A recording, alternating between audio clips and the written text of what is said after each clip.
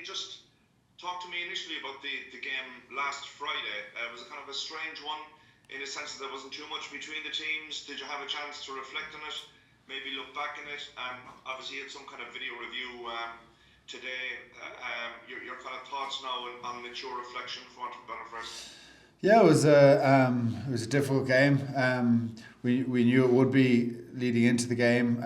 Talked during the week a lot about what a hard place it is to play. It's obviously a huge day for Connacht Rugby Club. Playing their first, it was their first knockout Champions Cup game. So that was pretty big day for them, and you could certainly feel it in the crowd, the energy their players brought. It was always going to be a very difficult day, and I thought we played really well at times. We could have been a lot better, and I suppose it was that inconsistency that we've reviewed and looked back on and said we could be a lot better in areas, but certainly reviewing and looking back, there's a lot of credit has to go to Connacht. They performed very well, made it really difficult for us. So yeah, it's good to have got the win away from home, but certainly we'll be expecting another tough one this weekend with we'll have home support, which will be pretty special as well. It's kind of half time really in the tie, isn't it? So you can't really defend a 5-point lead in rugby. So do you, in your head, have to, I don't want to say pretend, but do you have to imagine it's 0-0 and you're starting with a clean slate again? Yeah, that's exactly how we're approaching it. It's another game, completely separate game, and we have to do the same thing again. We have to start the game from zero and try put in as good a performance as we can. And that's the way you have to focus on it. You can't think we have a cushion or anything like that. I think we'll run into trouble if that's our approach. So that's the idea. Is completely new game. They're obviously the same team, but you kind of separate. I've separated them in my head anyway. You've built yourself up for each game individually. So fully focused for starting from zero on Friday night. So when you look upon that game, are you kind of in a situation now where you learn lessons from the first one and try and implement them in the second one? Because if you didn't, in regards to the outcome of last week, there was going to be a game this week, but this week's outcome, there's either something at the end of it or there isn't. Yeah, exactly. Yeah, I suppose there's you could say there's more on this game, but they're equally as important. But yeah, as you said, it's knockout rugby. From now on, every game. Well, certainly this game. If you lose, you're out. If you win, you're through. So certainly there's a bit of I suppose a knockout feeling on it. You have to perform. There's no second chances if we don't put in a performance. So we're very aware of that.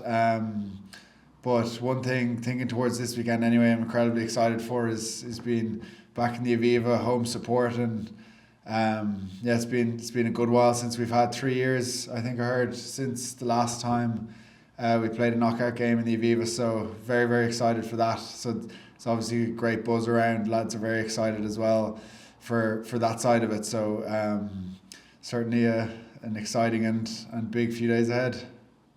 Good man. Thanks, Josh. It's good to see you. Thanks. And good luck at the weekend. Thank you.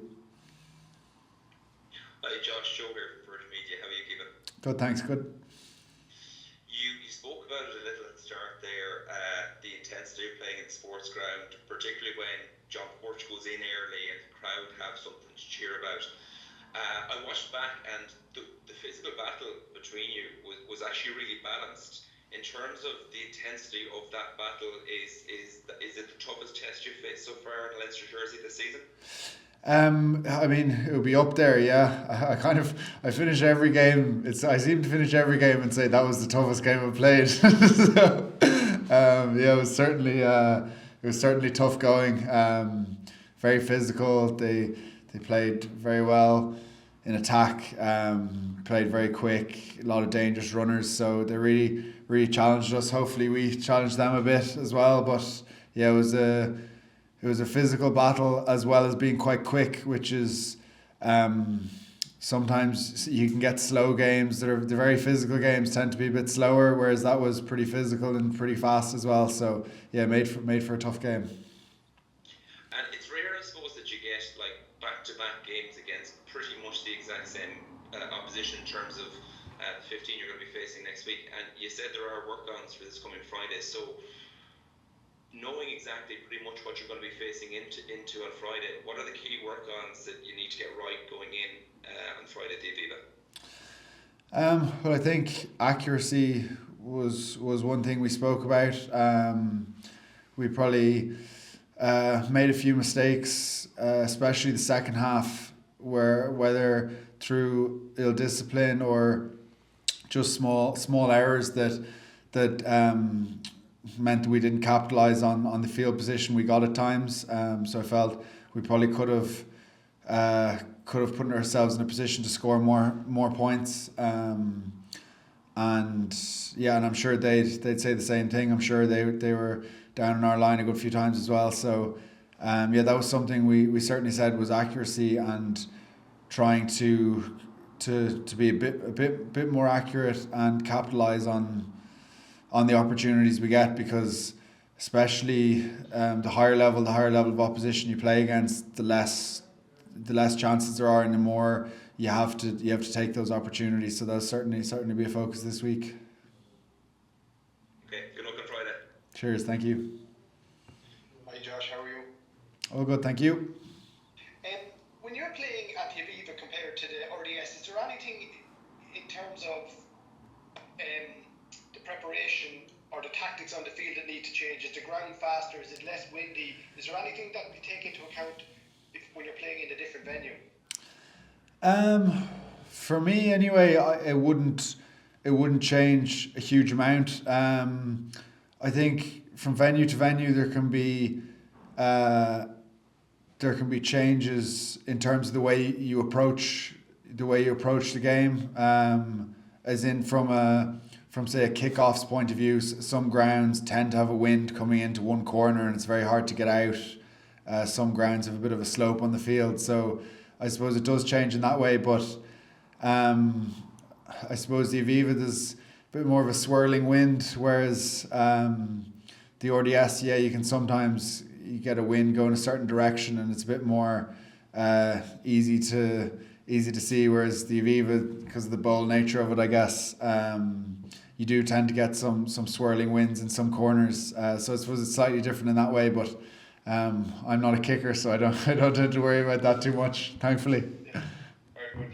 And I know you're saying about starting off at 0-0, but I presume one of the goals is to take the hope away from Connacht as soon as you can. So if you start off with a 5-point advantage, you know that 3 points would make it a 2-score game, and can that feed in terms of, we know Leinster have a style of play and they like to go to the corner early, they like to get a score, but it was also very important to not give Connacht any kind of a hope, and that might would that feed into decisions early on as well? It could do, yeah. I think any kind of knockout rugby, something we'd spoken about before is, there's times earlier in the season where you want to get points in, say, a league situation or whatever, but pretty much as it stands and as we're looking at it, obviously when it comes down to it, there is a 5-point advantage, but it's knockout rugby. There's no bonus points. It doesn't matter if you score 1 try or 5 tries, as long as you get the win and you score those points. So certainly that's that'll be the focus. I'm sure if there's opportunities to take points of any kind, we'll take them gladly. And as you said, the start of the game is hugely important. If they start the way they did last week, then it's all level after 2 minutes in terms of them scoring a try in the first few minutes. So yeah, the start is hugely important, and in rugby, 5 points is just a try, a non-converted try. There's not much. It's not much of a cushion, so that's why I suppose. Well, I certainly won't be, and we kind of spoke about not treating it as any sort of a cushion. We're starting from zero and work from there. And I might just ask you something that you probably have a good insight in. Clearing out on a ruck, we all know like the textbook style of how he would clear out from a ruck, low, driving up. But we see it in almost every single game. Lots of incidents where guys will come in from the side, grab some part of the body, push it off, and all that. How much are you working on that, or what is the coach saying to you in advance? Because even if you know it's not exactly how you should clean out, are you expected to get involved somehow? You know, you're reading the ref, how tight is he on this? Let's get something in it, or otherwise it looks like you're not even bothering. Is that much of a conversation now, as you know, the textbook versus get something on somewhere on the opposition? Yeah, I think we do a good bit of technique work, especially with Dennis Leamy. He does great work with us. And our focus, we try not to leave anything up to the ref. We try and be textbook perfect in terms of showing good pictures to the referee, and try and be clean in that way. And obviously, as you said, that kind of thing you practice when you're young, a schoolboy or playing clubs when you're younger, is like trying to hit low, get under them, and drive up. But I suppose players are quite quick into the space going for poaches, and you get some players who tackle and barge. You get players who come in late for a poach, and it's never a clean, perfect picture. I think that's what makes it quite difficult. But certainly what we'd focus on, and me personally, is trying to get over the ball as fast as possible. I mean, the perfect thing from my perspective is not having to hit anyone, not having to clear out the ruck at all, because the moment the ball carrier falls to ground, I'm straight over the ball, and they don't even have a chance to compete. I think that's the easiest thing. But yeah, I mean, it can be. It's not, as I said, it's not you rarely get perfect textbook pictures which are the same as when you practice hitting a pad in a training session. So I think that's why it can sometimes look a bit messy at the ruck, but certainly you want to do it as textbook as possible, but it doesn't always work out that way. Thanks very much, and best of luck at the weekend. Thanks very much. William, just last question from you, please, to give a Connacht angle. Yeah, I'm just looking at this game. I mean, 5 points ahead. Does that bear into it at all, or are you just thinking, right, we just got to, if we win a game, we're through? It's almost like it's a start from scratch again. Yeah, I mean, that's how we're looking at it. It's you can't really, I suppose each game is different. We can't pretend we're just continuing the game from last week, because I suppose it'll be completely different. I'm sure Connacht will have some new plays or new way of going about things. Maybe they might change things up a little, show something different. And yeah, so it's a completely new game. We're starting another week's prep, which has been it's an unusual situation. Normally you're reviewing the last game and you're previewing the opposition. What's the opposition going to do? Whereas we knew what did about 2 days ago. So it's funny in that way. But yeah, certainly preparing as if it's it is a completely separate game. And we'll try and put in as good a performance as possible and leave it up to the captain and the kickers and that kind of thing to look after the scoreboard. But certainly we're treating it as starting from zero and a separate game.